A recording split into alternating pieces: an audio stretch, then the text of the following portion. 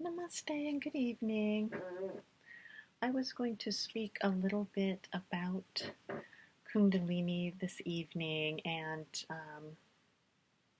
it seems like that's where it's flowing right now because I do have some other videos out about it, but I know there's some newer people here and they may be wondering somewhat about it, maybe not, but and with here, I have spoken that I have had symptoms of Kundalini from way back. Some of the symptoms or the phenomena that I had when I was very young, actually a teenager and even a child, were incredibly vivid dreams, as if you're really swallowed up in the dreams, and they were nightmares at times. Hearing things and when I was a teenager, I would get the feeling like the floor was ripped out from under me and then returned again, and shaking, like the floor was just shaking. And there was a lot of heaviness on my limbs. And so a lot of this continued, those kinds of feelings, until, when I was, boy, it's hard to say. I believe I had already had my child. But anyway, I just prayed to, you know, be the best for humanity. That was my sincere prayer. And it came forward with all heart. And I really didn't know what that meant as far as cleansing and purifying. Really, I had no idea. And at that time, Kundalini had not fully blown open. But and that's when I began going within in earnest, and I was very serious about it, doing a lot of meditating, um, and I spent the free time I had that way as much as I could, and so this took place for uh, several years until I started feeling when I was sitting somewhere, my hand just moved up on its own. And it was really startling to me. And I had had in my life, just a lot of traumas as a child. So, and a lot of anxiety, and there was depression and things along the way, and even after, very strongly. But so it really freaked me out, to be honest. It just, because at the same time, what was happening was all these, everything that had been buried in there in consciousness was beginning to start to bubble to the surface. And it did indeed. And this is, just dramas circulating, thoughts. My thoughts felt very far away, very blown up.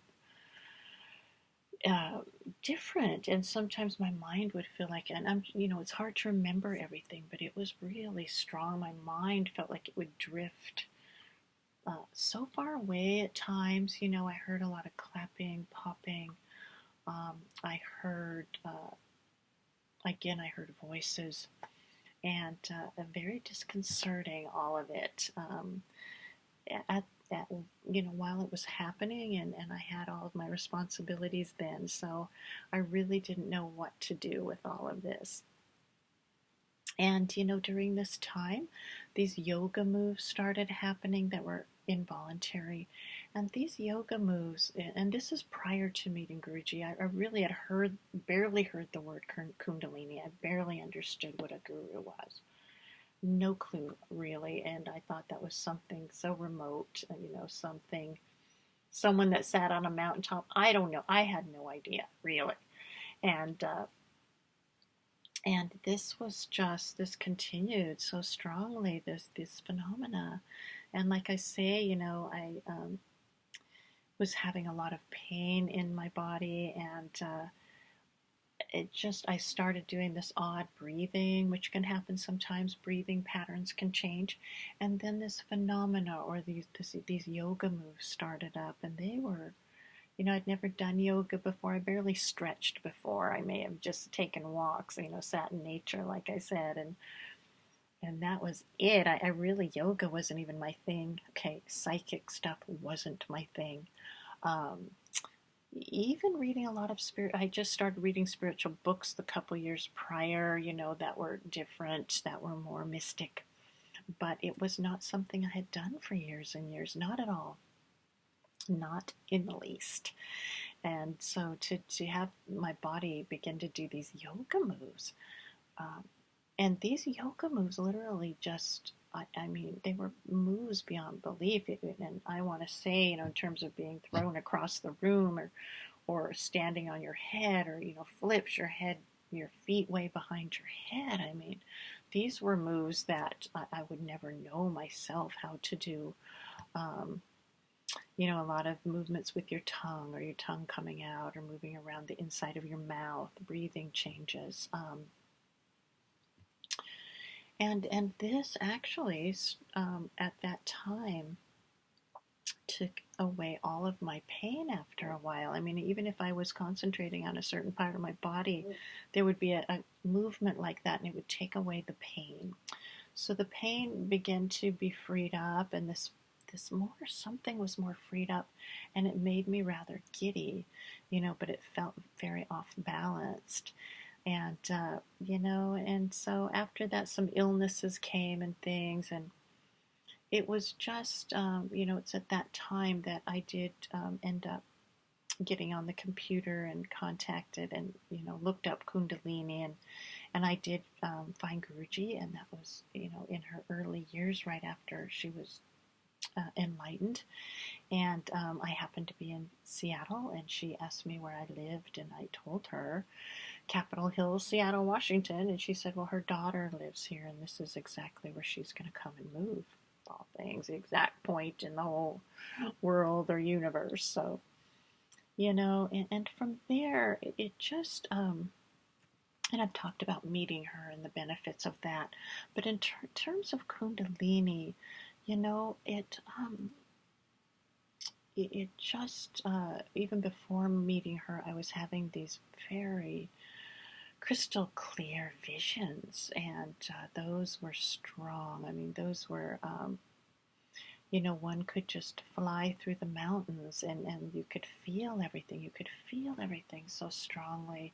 You know, and I know I've spoken about this before, but it was such a sensual experience, these things that were, it's just, you know, so outside of, again, you know, what I was used to. And one was just sort of there, just lost in it, just drowned in this thing, like it was really happening sometimes. And then you'd get out of, you know, you'd try to stand, and you'd be, you know, what other world, what other dream world am I in now? And you needed to try to live your life. So it was very, and those visions continued, a lot of chanting, involuntary chanting, um, you know, Sanskrit words and things, and it just has continued to flow this way.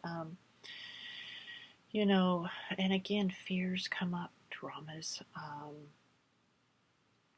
And I know Guruji has talked about demonic voices and things. You walk through all that. You walk through all that. It's no joke, and it's there, and one just needs to keep going. But, you know, I've been fortunate enough to have Guru here for many years, and she does help to mitigate the energy. She helps to ground it, to balance things. And yet one is still left to confront themselves and move forward. You know, so I did want to speak a little bit more about this, and it just, and I've left out so much, really. I can't, you know, that's why I'm hoping my other videos covered what I'm missing now, and I'm just wanting to make this a little bit more brief for people, to let them know, you know, a little bit of where I'm coming from. And, you know, we've talked about cities. So, you know, a lot of the cities do come, which are the powers. These are not sought out.